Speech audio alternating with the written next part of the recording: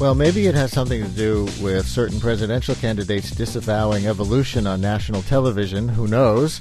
But there seems to be a renewed interest in arguments over the very existence of God right now. You remember we had the biologist Richard Dawkins on the show not many programs ago, where he made his case for atheism and talked about his new book, The God Delusion. Well, now the author and journalist Christopher Hitchens has a new book called God is Not Great, How Religion Poisons Everything. Hitchens, who has taken on Henry Kissinger and Mother Teresa in the past, is now pointing his poison pen at the divine. He says the argument about God is so important because it's the beginning of all intellectual arguments and determines just how we think. Christopher Hitchens joins me now, fresh from a rousing debate that maybe you heard about that he had with the Reverend Al Sharpton on this very question at the New York Public Library last night. So, Christopher Hitchens, welcome back to WNYC. Very nice to be back. Your bio says, and we'll get into how it went with Al Sharpton, but your bio says you're no mere atheist, but a devout anti-theist. What's the difference? Oh, well, an atheist could say, indeed, we probably both know atheists who do say, I wish it was true, it would be nice if it was, there just is no evidence for it, I can't make myself believe it. It's supernatural and fantastic and so forth, but I think that belief is inexplicable.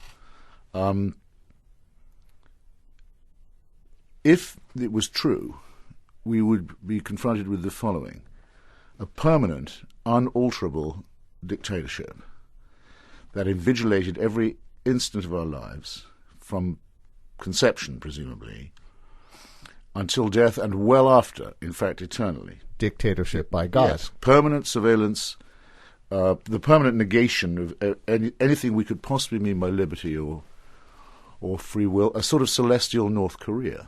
So at least with North Korea, where I've been, where people are made to praise the dear leader and his reincarnated son. There are only one short of a trinity in North Korea, the dear leader and the great leader. At least you can die and get out of North Korea. The Christians and the Muslims won't let you do that. The monotheists in general, and the Hindus either, won't let you do that. They promise you an eternity either of torture or of unbelievable servility. At least there's a woman. In order to now, this stuff is wicked, and so I'm very glad that there's absolutely no evidence for it being true. It's just one of mankind's less attractive inventions. One difference with North Korea: at least there's a woman in the Trinity. No, Mary is not part. No, it's the Father, the Son, and the Holy Ghost. Right, I take it back. Yeah, it's all, well, we don't know. I don't know if we know the gender of the ghost. Chaps and spirits. Yeah. Well, let's take that as a challenge, religious listeners. Why not look at it as a dictatorship where, like North Korea, you are then forced to praise the dictator who has ultimate and total and 24/7 surveillance and other things over your life. 212-433-WNYC for Christopher Hitchens, 212-433-9692. Talk about how you came to this, because you write in the book that you had an epiphany, interesting that you used that word, about the existence of God when you were 9 years old. I don't think I said. Oh, you didn't? You didn't say epiphany? I would not have done it with unironically, so to say, and I'm not sure I would have used the word at all. But anyway, I suppose if there was a moment when I thought to myself, this is all nonsense, it was when I was about 9 or 10, yes. But that's not why I'm writing the book now. Though I've been writing on atheist and anti-theist topics all my life, because I do believe that it's the most important of all arguments. It's just, in the last few years, become, I think, a bit more pressing. And is the I would instance, for example, the papacy saying that AIDS in Africa may be bad, but condoms in Africa would be much worse.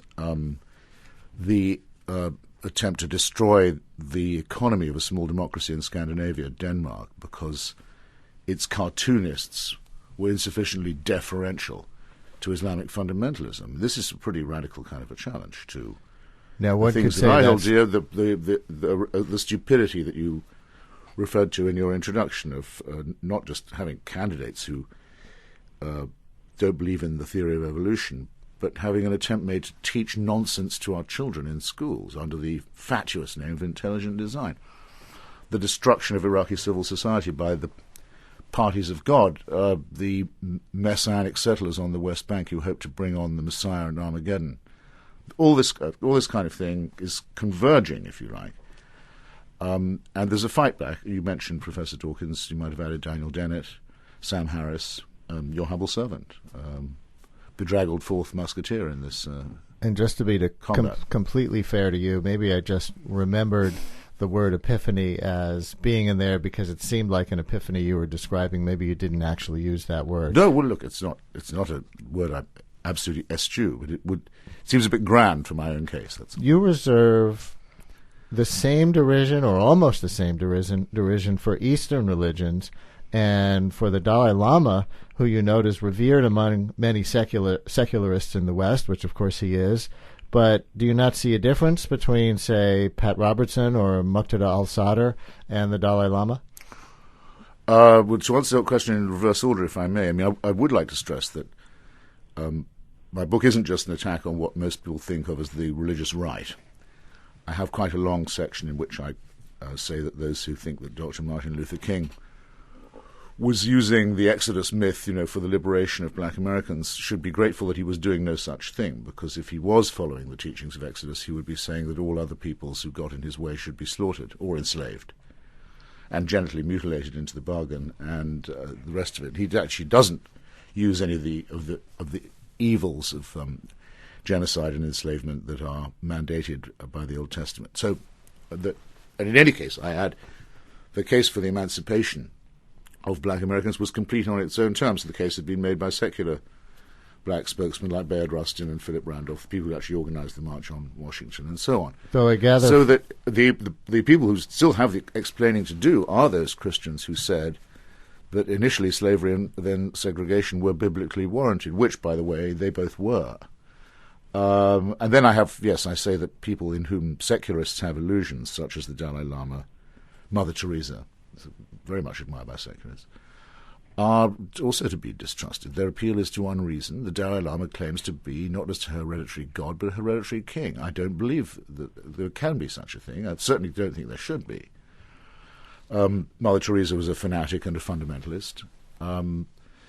There are all kinds of false consolations on offer, but there's no consolation, in my view, like thinking for yourself and using your mind and contemplating the beauties of science and reason. And why anyone would turn away from that towards cultism is really beyond me. Our phones are packed for you, and to hear the callers, you'll need to put your headphones on, so do that in just a minute. Christopher Hitchens, my guest on WNYC, whose new book is called God is Not Great, How Religion Poisons Everything. Before we go to those calls, let me just follow up on Martin Luther King, because I read a little transcript from your debate with Sharpton last night at the library, and it said, he said, there's no question that King himself saw that the basis of the movement was God-based. To try and secularize the civil rights movement is just totally inaccurate. It was a church-based, faith-based movement. There's just no question about that. Let's not reinvent Dr. King any more than we try to reduce God to some denomination or convention. That's how it was transcribed on the New York Times website. That's how I remember it, yeah. What do you say to that? Well, again, I can't claim that Dr. King was not a minister. I always prefer to him as Dr. King myself rather than as the Reverend King, because I think doctor is a higher term of esteem, but he was a man in holy orders. I cannot know, and Sharpton agreed he couldn't know either, what King's subjective views were, whether he actually did believe in God or did believe that he was saved by Jesus. I think a lot of ministers don't. I've certainly met many who don't, who are hypocrites. I know that Dr. King studied Marx and studied Hegel. I know that in his circle there were a very large number of atheists and socialists and communists. In fact, he was very regularly attacked for that.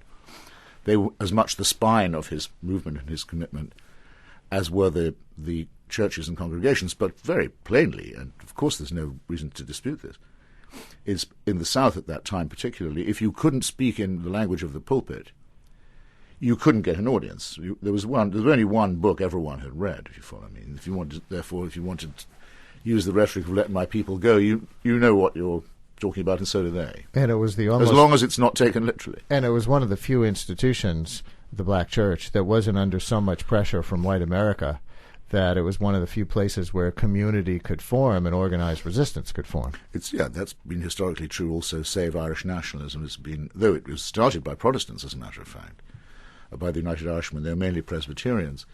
Over time, the struggle for Irish independence became overwhelmingly identified with the Catholic Church. And with